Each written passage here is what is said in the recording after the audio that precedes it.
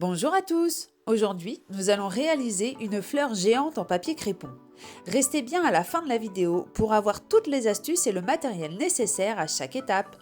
En fonction du type de fleur que vous voulez créer, le principe reste le même. Seules les couleurs et quelques petits détails peuvent changer. C'est pourquoi, au début de cette vidéo, je vous fais part seulement du matériel nécessaire à la création des pétales. Vous aurez besoin d'une feuille blanche, d'une paire de ciseaux, de papier crépon, d'un pistolet à colle et de ses recharges, ainsi que de fils de fer. Pour ma part, j'ai pris la bobine de fer que je disposais à la maison d'un diamètre de 0,7 mm. Pour la fabrication des pétales, j'ai commencé par créer mon patron. Ainsi, vous pourrez choisir la fleur et l'adapter à la taille souhaitée. Une fois que vous aurez dessiné et découpé votre patron, vous allez reproduire cette étape sur le papier crépon. Pour l'intégralité du projet, j'ai réalisé 10 grandes et 8 petites pétales. Pour créer la structure de vos fleurs, vous aurez besoin de 5 fils de fer pour les grandes pétales et de 3 pour les plus petites. Gardez entre 5 et 3 cm en dessous de la feuille afin de faciliter le montage sur la tige par la suite. Un conseil pour cette étape, mieux vaut couper l'intégralité de vos fils de fer, puis les disposer, plutôt que de les couper un à un, vous gagnerez du temps. Et maintenant, plus qu'à se saisir de son pistolet à colle. Vous allez sûrement douter de la rigidité d'une pétale en papier crépon structurée par des fils de fer, et je vous comprends. C'est bien pour ça que j'ai tenté différentes solutions. En premier lieu, j'ai voulu doubler les pétales, mais ce fut un échec tant visuellement qu'en termes de rigidité. Il me fallait donc trouver une solution pour rigidifier mon papier crépon afin que ces fleurs perdurent. Le primer a obtenu un résultat très concluant. Et voilà des pétales qui sont prêtes à aller se faire primer.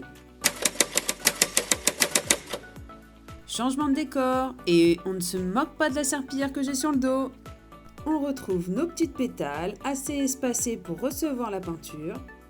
La santé et la sécurité avant tout, on n'oublie pas ses gants. Et voici le fameux primer.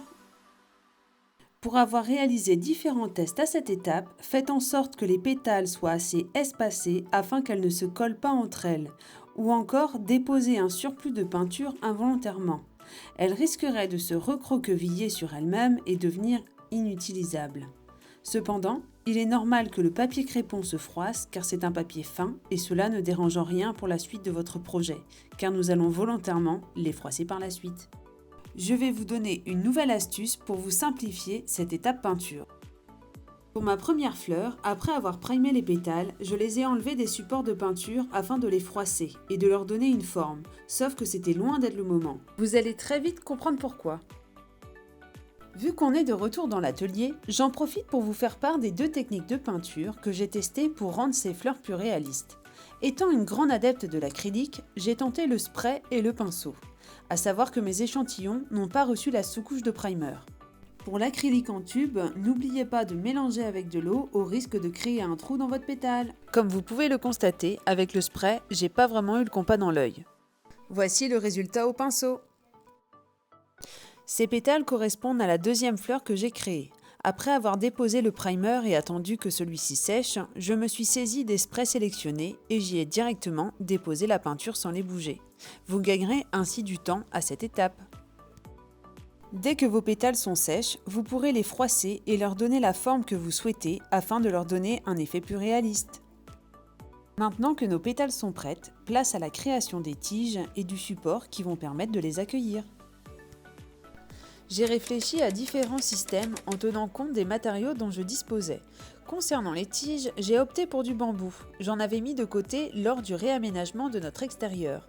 Cependant, je tenais à ce qu'il soit fin et légèrement incliné et irrégulier.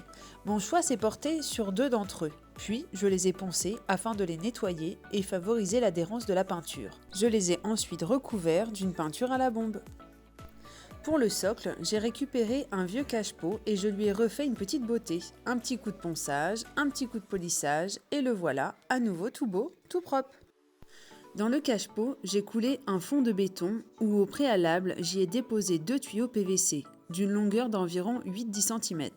Ceci dans l'idée de réutiliser le support et de pouvoir facilement changer le type de fleur. Et oui, l'idée de réaliser des coquelicots est toujours dans un coin de ma tête. Cependant, cette étape n'est pas dans la vidéo car j'ai tout simplement oublié de la lancer. Mais ne vous en faites pas, vous verrez le résultat. Allez, passons à l'assemblage. Voici le résultat des précédentes étapes. Prenez vos plus petites pétales, 1, 2, puis 3. Personnellement, je les ai légèrement accrochées ensemble, afin qu'elles ne bougent pas lors de l'intégration des grandes feuilles. Je les dispose et je les modèle comme j'en ai envie. Une fois les petites feuilles en place, on passe aux grandes. Allez-y progressivement. Donnez forme à votre fleur et vous intégrez le nombre de pétales que vous avez envie. Pour ma part, la plus haute fleur a 6 grandes pétales et 3 petites, et la plus courte a 4 grandes pétales et 3 petites. Il est important de nouer l'intégralité des pétales avec un fil de fer, tel un ressort qui relie et maintient la base de vos fleurs. N'hésitez pas à serrer afin qu'elles ne bougent pas et qu'elles soient plus faciles à intégrer dans votre tige. N'essayez pas d'utiliser les fils de fer des pétales pour les lier ensemble, au risque que vous tordiez certaines pétales et qu'elles se craquent ou se déchirent. Par ailleurs, le bout de votre tête de fleur ne sera pas assez fin pour rentrer dans la tige. Passons à l'installation des têtes de fleurs sur le bout des tiges. J'ai fait en sorte de couper les bambous aux interneux afin d'être sûr de ne pas être bloqué en y intégrant les têtes de fleurs. Comme vous pouvez le voir, je m'y suis reprise à plusieurs fois avant d'y arriver. N'hésitez pas à tournicoter l'intégralité des fils à la base des têtes afin d'apporter de la rigidité. Pour la partie finition, vous allez constater mon côté perfectionniste. Précédemment, j'ai massacré le tube en mousse dans l'idée d'y intégrer des fils de fer pour réaliser mes tiges. Mauvaise idée. Et vu ce qu'il en reste, je me suis dit autant qu'il serve à quelque chose. De votre côté, vous pouvez très bien recouvrir la jointure fleur-tige par du scotch de masquage ou encore le scotch papier qu'on utilise en peinture pour réaliser des murs parfaits. C'est d'ailleurs ce que j'ai fait avec mes dernières petites pétales que j'ai ajoutées en finition sur la tige. Et ça fonctionne très bien. Dans l'idée que vous souhaitez donner plus de relief à la jointure, je vous explique l'étape de la mousse. D'abord, j'ai mesuré la dimension à couvrir et je l'ai coupée. Puis, j'ai enlevé une quasi-totalité de la mousse à l'intérieur. Comme vous pouvez le voir, il ne restait plus grand-chose.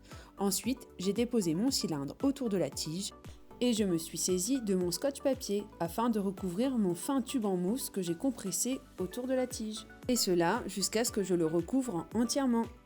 Comme le résultat me plaisait, je suis passée à la fleur numéro 2 et j'ai réitéré la même manip. La petite pince que j'utilise, c'est une pince plate pour affiner et compresser mes fils de fer ensemble. Et voilà, ce qui n'était que du papier crépon il y a 10 minutes en vidéo, je précise, est maintenant 2 fleurs géantes en pot. J'oubliais, pas de gaspillage ici, il me reste 2 petites pétales en râpe, je les ai donc intégrées à la composition. On y est presque. L'intérêt de mon choix pour le scotch de masquage, c'est que l'on peut facilement le recouvrir. Voici la peinture et le scotch, ainsi que le pinceau que j'ai utilisé. Je vous laisse avec un coup d'œil rapide du projet. Avant de vous dévoiler ces fleurs géantes dans leur intégralité, je vous propose un rappel des peintures utilisées. En effet, la liste de matériel énoncée en début de vidéo représente seulement la construction des pétales. Si comme moi vous avez opté pour du béton à l'intérieur du pot, vous pouvez le recouvrir de pierres, de cailloux blancs ou encore de copeaux de bois. J'espère que cette vidéo vous aura plu et si c'est le cas et si tu veux découvrir de nouveaux DIY déco, n'hésite pas à t'abonner, à lâcher un petit like et à commenter. Je serai ravie de voir vos compositions. À bientôt et surtout, prenez soin de vous.